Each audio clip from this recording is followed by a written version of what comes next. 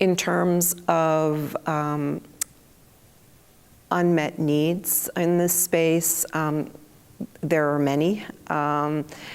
We're certainly doing way better than we had previously. Patients are living longer than they had, but I think that a greater awareness of the disease is one of the biggest unmet needs.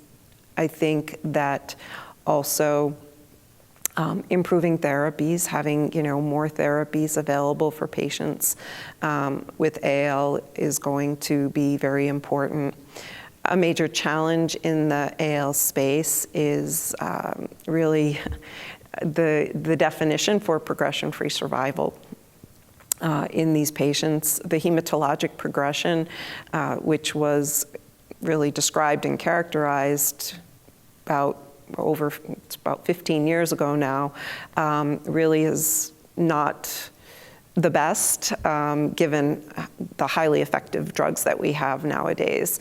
And so I think that improving definitions for progression and endpoints for trials will make it easier in the AL space to get FDA approval or different types of approval for drugs for our patients.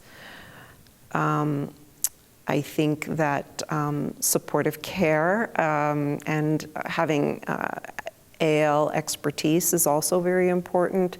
Although these patients have plasma cell disorders, just like patients like myeloma have plasma cell disorders, or they are plasma cell disorders, these patients are much more delicate than myeloma patients due to the multi-organ problems that they have that are characteristic of the disease. And so having a patient treated or at least consulted with or in an amyloid center is a worthwhile thing to do.